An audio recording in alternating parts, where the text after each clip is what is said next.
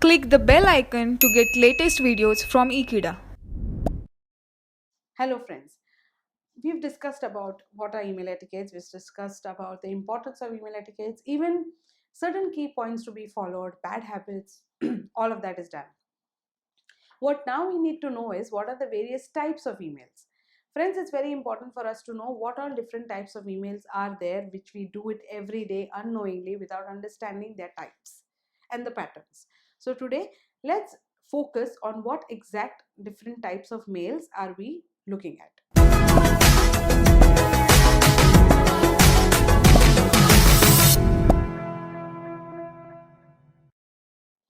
So if you see, first a type of email is the no reply email.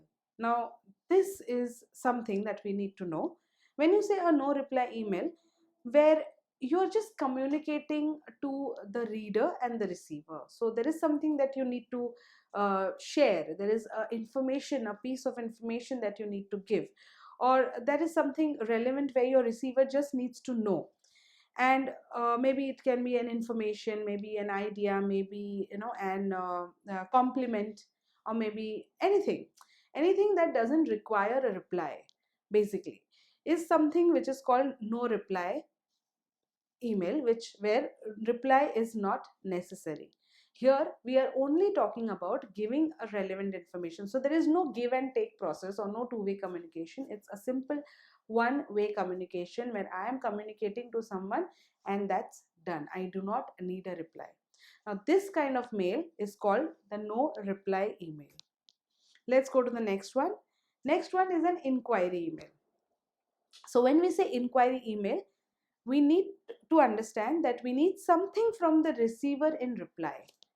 Now, this is something where we definitely need a reply because it's an inquiry. I have a query, I have a question which I am putting forward on my mail to that particular receiver or reader, and I am expecting that my query or my questions needs to be answered, and that can only be answered if they reply me back. So this is an inquiry email where I definitely need a reply from the receiver. For example, a piece of advice, a solution to my questions, an answer to all my queries.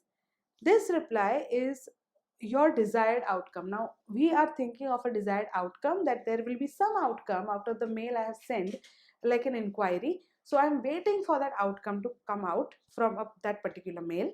That's why that particular mail style is called inquiry email. That's the second pattern or second type of email, I would say. Let's look at the third type of email, which is open-ended mail.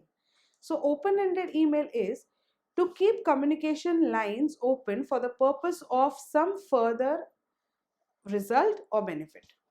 Now here we make a we get into a communication with some person where we think that this can help us in future, or it can, it's beneficial if we put it under an email, and we are expecting not a very quick reply, or not a very immediate feedback or anything of that sort, but we think that okay, this can be for further information and it is very relevant for that person to get back in any form at any given point of time. This is something which is called as open-ended email. If you remember, we had done open-ended questions.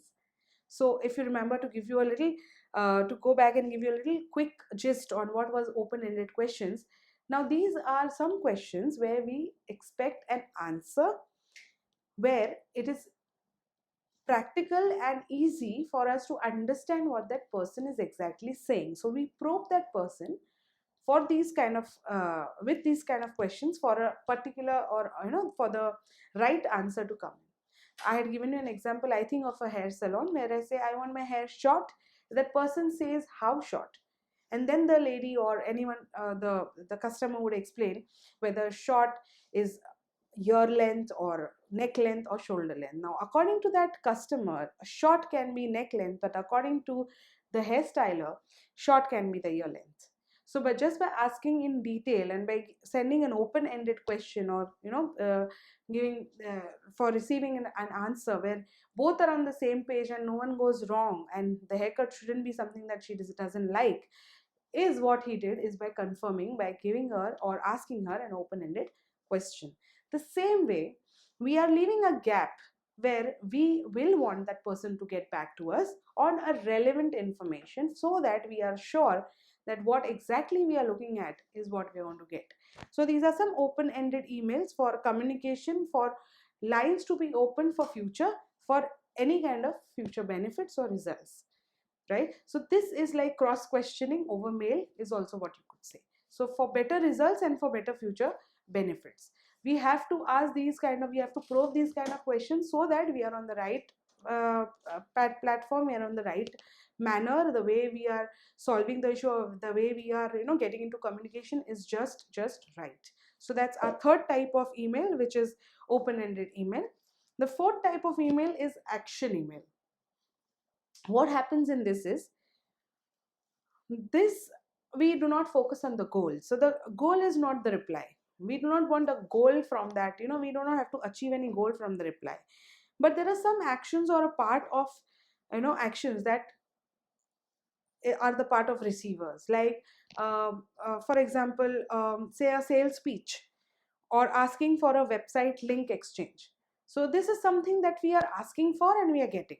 So there are certain plans of action. Suppose if I am working in an accounts department in a particular organization, and I want to know the from the purchase department of what exactly were the purchases of the month, so that I can tally it with my account. So when I send a mail, I do not have a goal in mind saying that this is the target, or this is how we have to reach, or this is where we have to reach, or how far we are going ahead with that particular kind of purchase or particular kind of bill.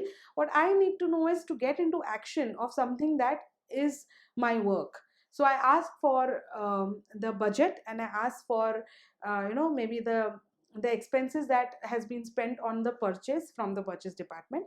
The purchase writes to me, and I as an accounts understand that okay, these were the expenditures that were done by the company, and that is why so much of amount, and that's why as an accountant I would sanction it, or I would not sanction it, whatever.